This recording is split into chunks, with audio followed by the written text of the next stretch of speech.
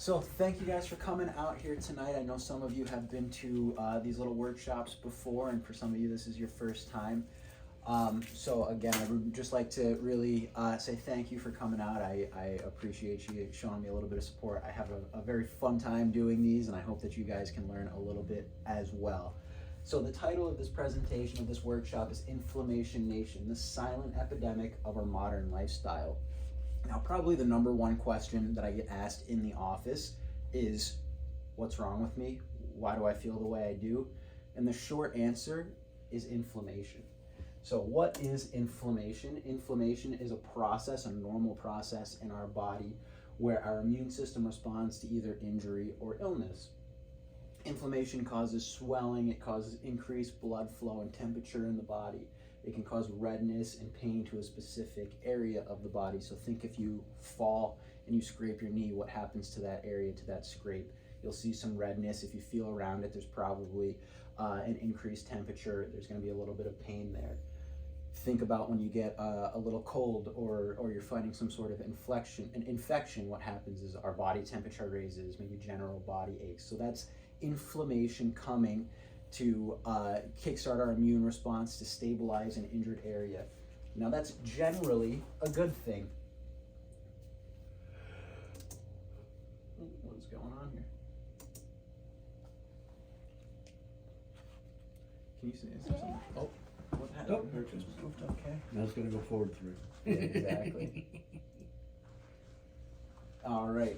So, like I said, that acute inflammation is generally a good thing. When there is an injury or illness in our body, we need that inflammatory response to help us heal, to help start the healing process. So acute inflammation is generally painful, but like I said, it's good.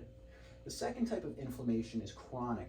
Chronic inflammation is insidious, meaning there's not maybe not a specific injury or specific illness that kickstarts that inflammation. It's usually painless until it keeps building up until we get to that tipping point, and then we can kind of start to see some symptoms or some pains.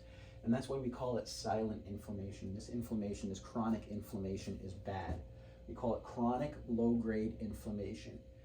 And this type of inflammation attacks our tissues on a cellular level. So what does chronic low-grade inflammation look like? It's all of these quote-unquote modern diseases that we see in our society today. So the heart disease, the high cholesterol, the high blood pressure, all of the mood disorders and depression and anxiety, right? The brain degeneration like Alzheimer's, dementia, senility, obesity, diabetes, joint pain, arthritis, poor recovery, poor healing, poor immune response. This is all a result of this chronic inflammation that we have in our body. Unwanted fat or obesity is also a huge cause of inflammation in our body, right? That extra weight that we're carrying around causes a hormonal storm, which wreaks havoc on all of our normal body functions. That unwanted fat is pro-inflammatory, right? We want to be anti-inflammatory, or at least anti-chronic inflammation. And that, of course, that fat and obesity is linked to chronic diseases as well as the inflammation is as well. Bear with us. So a quick little histology lesson. We're made up of cells, right? Everything from our skin to our brain to our heart is all made up of cells. All tissues are cells. So, like I said, our skin, our heart, our brain, our hair is all made up of cells. Now this right here is a cross section of the cellular membrane. So our cellular membrane is made up of fat. That's what these little white dots are.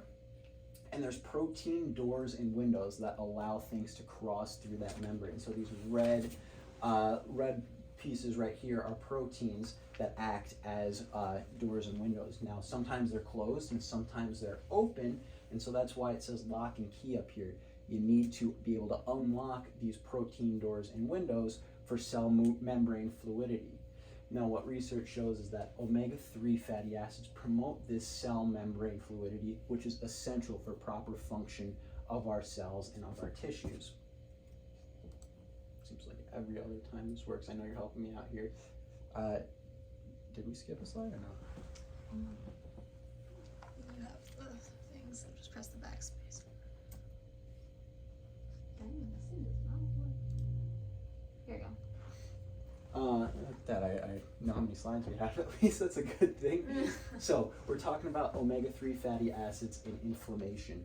And when we talk about omega-3s, which are good, they're pro-inflammatory, we're also concerned about omega-6 fatty acids, and more specifically the ratio between omega-6 and omega-3 fatty acids in our blood.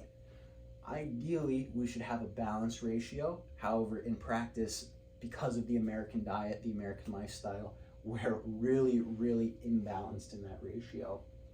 Now, EPA is an omega-3 fatty acid, and AA, or arachidonic acid, is an omega-6 fatty acid. They compete for that, for the cell membrane fluidity. What happens is if our omega-6 to omega-3 ratio is imbalanced, like I said it is in most modern American diets, we're going to see a bunch of prostaglandins released. That's an inflammatory marker that's going to cause a bunch of issues like pain being the biggest thing. It's really uncomfortable when we have a prostaglandin storm. So what can we do? We can get a blood test, an omega-6 to omega-3 ratio blood test. You should be able to ask a doctor or your regular general practitioner for it. If not, I know that they sell over the counter just with little pinpricks. You can get that to test. Like I said, that ratio should be as close to balanced 1-to-1 as possible. That's tough to do with the standard American diet. So anything 2-to-1 to 4-to-1, you're doing pretty good. I think Amber, if this is going to work, no, can you go ahead and move forward? Now, what happens if our omega-6 to omega-3 fatty acid ratio is imbalanced in our body? A whole host of health problems. Cardiovascular health is a big one. So a lot of times, if you either see a commercial for some sort of omega-3 fatty acid, or if you go to the store and pick up a supplement, the biggest thing that they say is cardiovascular health. So we see if we have really high levels of omega-6 in our body, we're going to see heart health issues. We're going to see high cholesterol, high blood pressure. Amber and I were actually talking earlier today. An interesting thing about omega-3 fatty acids, the good fatty acid, is that it actually thins out your blood a little bit. And so a lot of the reason that we're seeing is high blood pressure, high cholesterol is because of this thicker blood. These omega-3 fatty acids are going to help kind of thin out that blood a little bit. Kind of as a side note, if you or somebody that you know are on blood thinners, you got to be kind of careful about recommending they take omega-3 fatty acids because their blood's already getting thinned by those blood thinners. I think, Amber, I'm just going to have you go ahead and do that. Other things that we see if our omega-3 to our omega-6 to omega-3 fatty acid ratio is off. Joint health, right? So the omega-3 fatty acid acts as lubricants in our joint. It helps us function optimally. And if that ratio is off, we're going to have joint pain, we're going to have swelling in the joint. Tom, we were just talking about this. The arthritis and degenerative joint disease is a big thing if that ratio is not where it needs to be. It's also going to affect your performance and your recovery if that ratio is off and our body is in a state of chronic inflammation. And of course, brain health is another hugely important aspect of our life when we're talking about this omega-3 to omega-6 ratio. Our brain is 60% fat, so these fatty acids are vital. Omega-6 fatty acids are super important. They're essential. We need them to survive. But like I said, that ratio is just off because of our diet. So if we're not at the proper ratio, we're going to see issues in children in developing their brain health. We're going to see, like I said earlier, that an increase in rate in Alzheimer's, depression, anxiety. So I'm hoping that you're getting the kind of gist of this, which is you got to have that omega-6 to omega-3 ratio balanced. If it's not, there's a whole host of issues that you might experience. So all of you guys have seen this before. Whether or not you remember it is a different story, but this is on the back of our intake form here. This is the illness wellness continuum. So over here towards your left, we have the illness, premature death, and over to your right we have the high level of wellness. So this is a continuum, right? We're all somewhere on this wellness paradigm. Hopefully we're all trending towards the high level of wellness. Now it's important to be honest with yourself and to really try to place yourself accurately, so you see that when we're going towards sickness, towards illness, the first thing that presents are signs, right? So signs are that high blood pressure, signs are high cholesterol, increased respiratory weight gain is a sign of poor health. These signs then go into symptoms of a disease, which then lead to the disease or the disability, and ultimately, if that is left unchecked, premature death. Conversely, on the other side, we start with awareness, and so that's what you guys, just by coming into the office, you're already in that awareness phase. Moving on, we have education, which, since you guys are at this talk here, we're learning about ways to combat and prevent this chronic inflammation. You guys are already headed in the right direction. And then we have growth and high level wellness. So as it says here, symptoms tell us what direction we're headed in. If our symptoms are getting worse, we're headed in the bad way, and if our symptoms are getting better, we're headed in the good way. Now, what causes silent inflammation?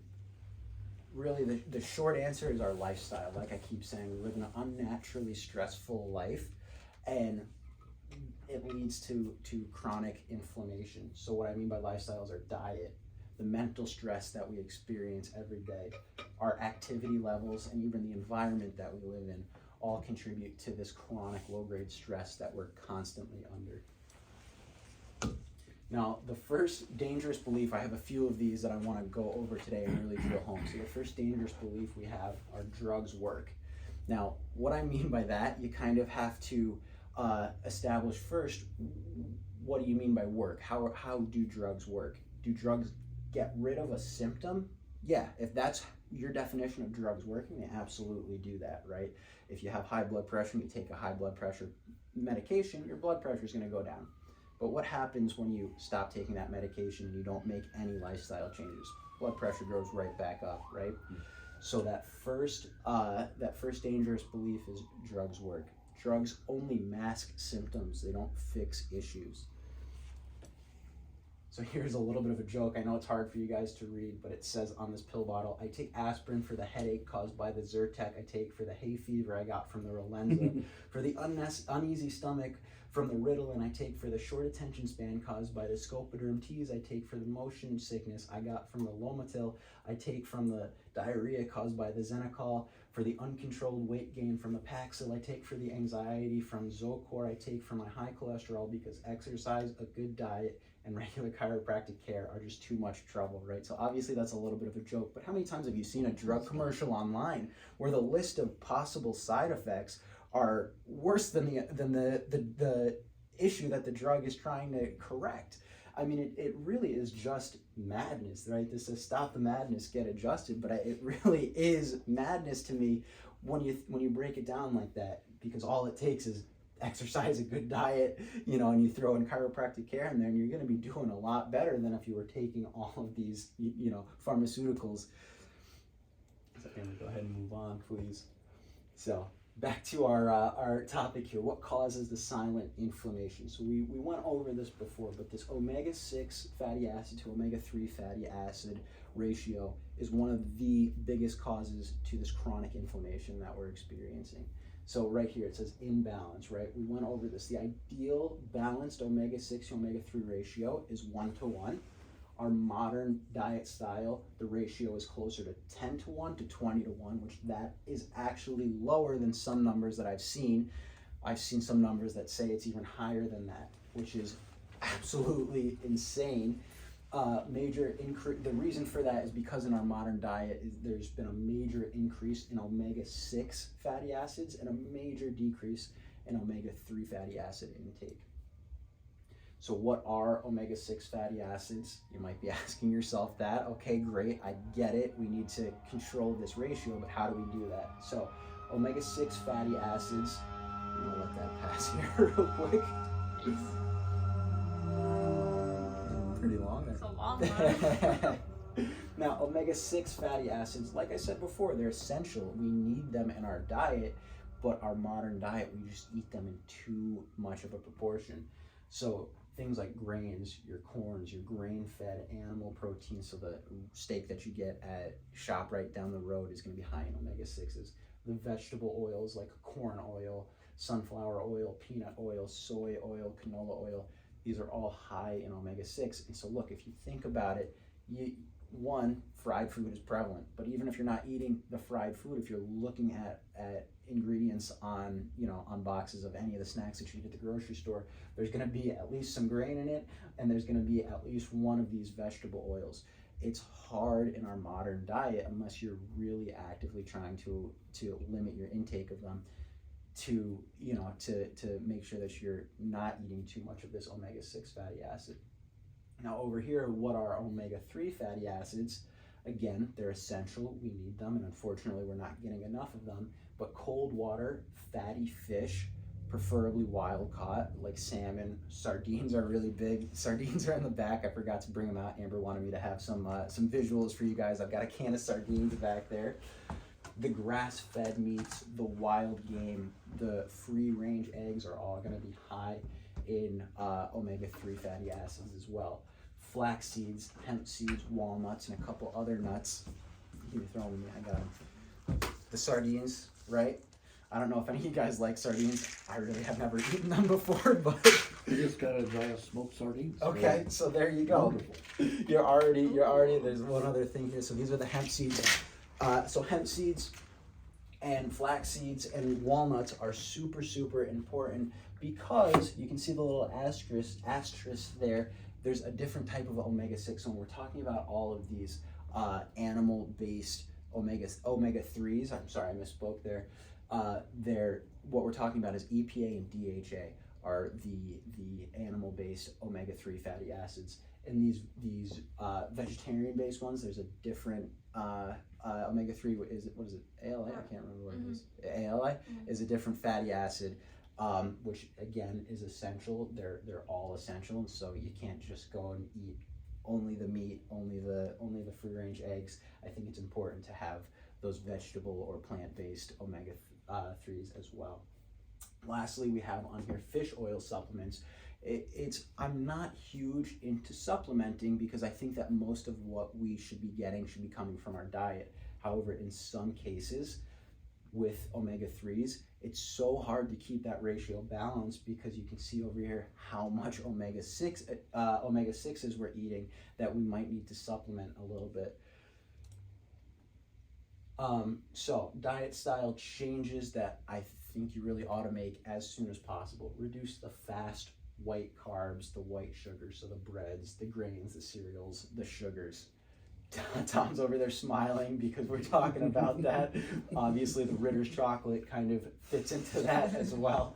Moderation. Reduce the omega-6 vegetable oil intake. Again, that's such a huge thing that we are just constantly bombarded with, whether we go out, whether we eat at home. If we're trying to eat healthy and we have a salad at home, but we put, Wishbone, Hidden Valley Ranch dressing on it, Wishbone blue cheese, what's in that? It's going to be the canola oils. It's going to be the safflower oils, or whatever is in them. It's the omega-6s. And so even when we're trying to eat healthy, we're still under attack from these omega-6s.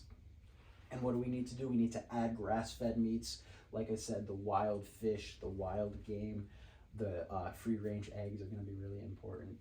Increase colorful fruits and vegetables. All of these colorful fruits and vegetables have polyphenols in them, which are antioxidants, and antioxidants are huge in the anti-inflammatory process. And then, like I said, add supplementation. So we're going to go over add supplementation in a second.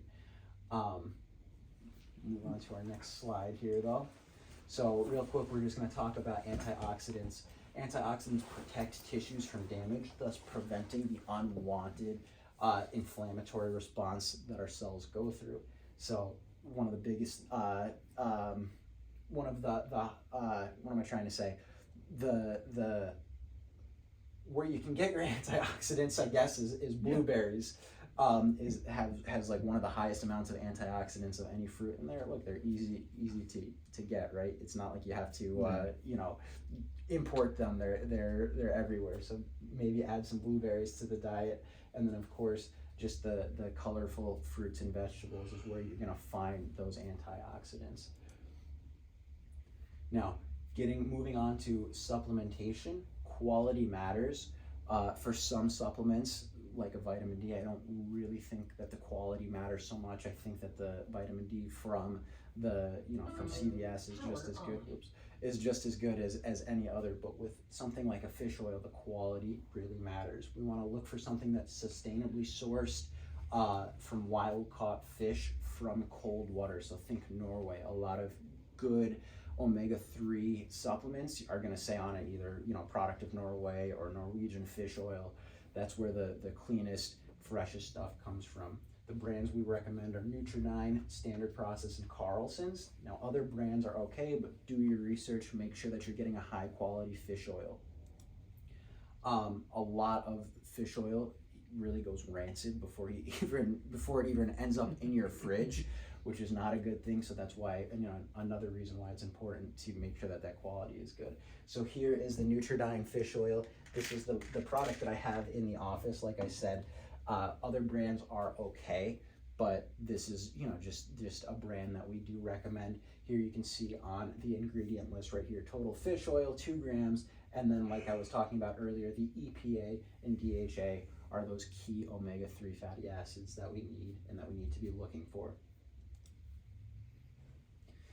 Now, talking about what else causes this chronic inflammation, we went over our diet and eating well. Next, we're going to move on to the moving well, right? Because in health in general, what we need, there's three pillars of health, in my opinion. You need to eat well, you need to move well, and you need to think well. So, moving on, exercise. Moderate exercise can reduce chronic inflammation in the body. A 2017 study showed that just 20 minutes of moderate treadmill exercise a day reduces inflammatory markers. So I think everybody has an extra 20 minutes a day to do a little bit of exercise. If you're going to try to argue with me and say that you don't, I'm going to first politely call you a liar. And secondly, I'm going to politely say that you really ought to prioritize this in your life, because this is so important in not only this inflammation, but as we had seen how much inflammation affects our body. So what's important to keep in mind is that you can absolutely overdo it. 4 to 5 days a week of exercise split between a little bit of weight training and a little bit of cardio or aerobic exercise is kind of that sweet spot. If you're in the gym too much, if you're lifting too heavy, it can cause some more inflammation in the body, which is obviously not what we want. And moving on to thinking well, you need to chill out. There are so many links between increased stress and increased inflammatory markers in the body, and stress reduction and stress management, because obviously it's really hard to totally reduce or cut out stress, has been shown to decrease these markers.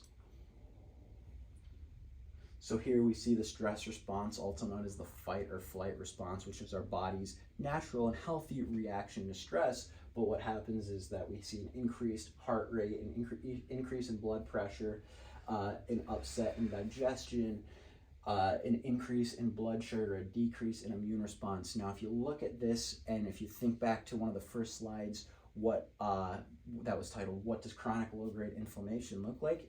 A lot of these are the same, right? And so these kind of go hand in hand. The stress response and this chronic inflammation cause a lot of the same issues. So Amber, moving on, please. What can we do to manage or to reduce stress? Now, look, I understand it's easier said than done. I'm sure you've heard all of these before, right? To just do some yoga, do some, practice mindfulness, journal a little bit, exercise, watch a comedy, laugh a little bit. These are all the ways to reduce stress. Like I said, it's easier said than done, but you need to do it, and you need to do it consistently. That's the biggest thing, where I think we all kind of want instant results, and it gets to a point, especially when we're dealing with something like stress, because of how stressful our life is, that if we're not seeing instant results, we kind of move on to the next thing. When we're trying to reduce stress, when we're taking care of our mental wellness, consistency and patience is key. And lastly, the last thing that we were talking about when we were going over what causes this chronic inflammation is the environmental factor. As I keep saying, what I really want to drive home to you guys is we live in an unnaturally stressful environment. We're constantly under physical, mental, and chemical stress, and the stresses that we face every single day force our body to be in a chronic state of inflammation. So it's really up to us to try to avoid these stresses to reduce that inflammation. Now here we see stress, and if you spent any time in the office, which all of you guys have, we have talked about these stresses, or the three T's that we experience every day. So traumas being the physical stresses, toxins or the chemical stresses, and thoughts being the mental or emotional stresses. Now, what happens is that we face these stresses every single day, like I said, and that can lead to issues in our whole body, not just the chronic low-grade inflammation issues, but issues in our spine as well. So what we're doing at the chiropractic office, which all of you guys have been getting adjusted for a while, so you have an idea of, but we're assessing the spine for signs of inflammation. Some of those signs that we're looking for are swelling around the joints of the spine, hypomobility, right? A lack of motion is a big telltale indicator of inflammation in the spine. Temperature differences in the spine also are indicative of inflammation in the area. So what happens is that the inflammation in the spine causes a disruption of the nervous system function and can lead to pain and other dysfunction in the spine. So what we're doing is, when we're assessing your spine, right, you guys see that, we use that on your spines here when we check you in the office. We're looking for that inflammation. We're trying to find the exact or specific area where the inflammation in the spine is, and we're looking to adjust that area to restore proper motion, reduce inflammation, and improve nervous system function. What it comes down to is that when we have an optimal nervous system, or our nervous system is functioning optimally, we will have optimal health in the body. There's really no other way around that. Now, here's a second dangerous belief that I have here. So there's nothing that can be done, right? Guys, pardon my language, that's bullshit. We can always do something to help improve our health and our wellness. So really, it's up to us, right? We have the control. We have the power to make choices that will either benefit us or harm us. Now look, I understand we're not perfect, and sometimes we want to have an ice cream. Sometimes we want to have a piece of cake, right? That's not what we're concerned about, but we're concerned about making these small improvements consistently. And if we do that, we'll see big changes in our overall health and wellness. And our last dangerous belief here is your problems will go away if you ignore them. Look, it's easy to stick your head in the sand, try to ignore things, and hope they go away on their own. Unfortunately, that doesn't happen. We need to accept and acknowledge what we have going on in our life, in our health, and we need to figure out ways to improve that. So what I want you guys to do is, when you get home, I want you to hit the factory reset button. What I mean by that is, hopefully you guys found a couple pieces of useful information here, some ways to reassess your lifestyles and to maybe reduce that inflammation that we're experiencing. I want you guys to go home, and I want you to commit to doing that tomorrow. Like I said, it's not about making huge changes. It's these little changes that, when done consistently, are going to lead to the best results. So that's the presentation here. Thank you guys for coming out. Like I said, it really means a lot that you're showing me the support here. This really is one of my favorite things to do. I enjoy, sharing this information with you guys. And so if you know anybody, if you have any friends, any family members that can benefit from some information like this, I'm so used to saying information like this, please share my information with them, get them into the office. Even if you don't know anybody, share it with the community, because really what my goal is to help our community be as healthy and as happy as possible. I know that some people have some future topics that they would like to see. We're working on the sleep topic here. We'll have that over the summer. If you have any other topics that you would like to learn about, write them down, tell them to me, and we'll try to work on a presentation that we can share with the community. So again, thank you guys for coming, and if you have any questions, we can go ahead and open up the floor here. What about, do you believe in the thing of don't eat proteins and carbs in equal amounts? I mean, look, there's definitely, I think that going back to our modern diet, we're eating too much carbs and probably not enough protein. So I think that having, me personally, look, there's 100 million different diet plans that you can follow. I think balance is key, right? And so I'm not huge into cutting out anything. I'm not huge into only focusing on eating your protein, only eating carbs, whatnot. I think that balance is key in most circumstances. Is there going to be, of course, the person that functions better with a certain diet plan? Yeah, but I think for most instances that balance is key. I think it depends on what we're doing, how much protein we need to be eating, how many calories we need to be eating. Obviously, as we age, we need less calories, right? We're not burning as many calories, we're not as active. And so it's really is kind of a person-dependent answer to that. I think it also depends too on like the quality of the carb itself.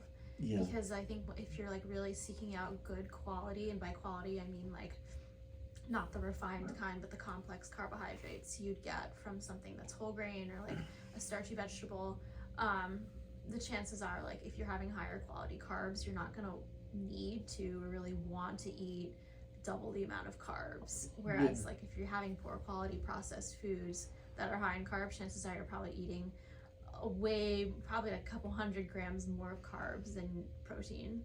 Yeah. And it's, again, it's sourcing and stuff too, and everything like that. And, I'm with the idea of like, balance your diet accordingly. And, we're creatures of habit, so make it a habit. It's really easy. And, I just hate, diet is a 4-letter word to me. It really is like just the stupidest thing. To change your diet takes like 2 weeks to a month for your body to go, oh, this is how we're gonna eat now. And so many of my clients are kind of like, well, that didn't work in a week, so I'm gonna change back again, and their whole system goes kablooey. Right. But it's funny because I lost weight when I was in China eating noodles all the time because they made them fresh that day, threw them out at the end of the day. They didn't sit around. And working on my friend's Italian trattoria, again, they made all the breads and all the pastas and everything, like right there. Right. And look, I think a lot of that comes down to the practices in America. As much as I love America, I think that we've got plenty of things wrong when it comes to factory farming, when it comes to making these, shelf stable breads. That you look at Wonder Bread, there's like no ingredients of bread in it. There's what is it, 4 ingredients in bread, right? Flour, yeast, water, and maybe a little bit of salt.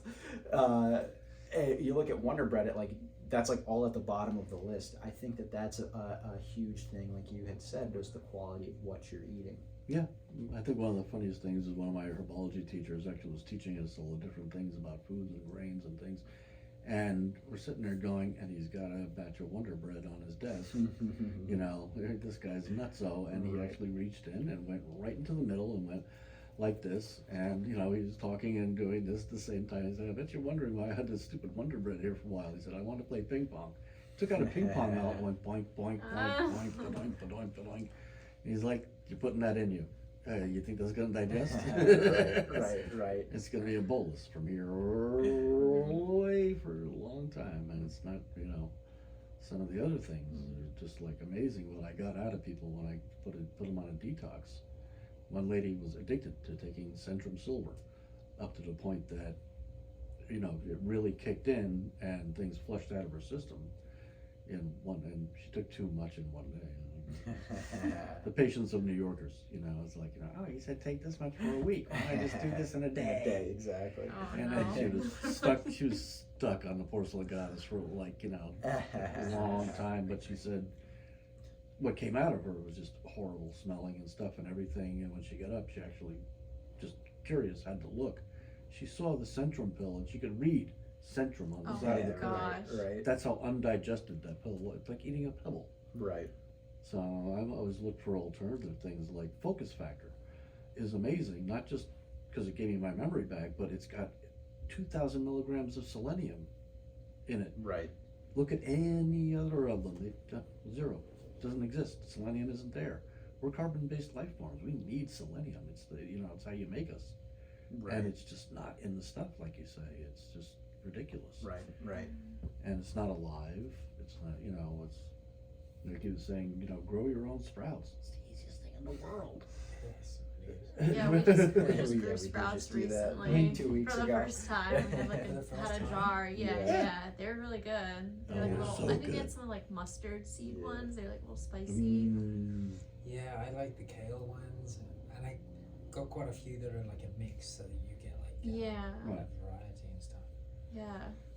Yeah, I have to look what I've got. Yeah, that's what ours Forget was mixed. It had right. alfalfa, it had radish, it had mustard in it. There was a few other things. Yeah. They're So the one amazing. that does the bean sprouts, I don't like those, but if you get them like in day 2, they're nice, but by day 3 They're or just too 4, big. there's a really different change Yeah. in taste. Yeah. Right, and that depends on how, I learned from somebody when I lived in Woodstock, great little place where I used to get my, like tomato things and my herbs and stuff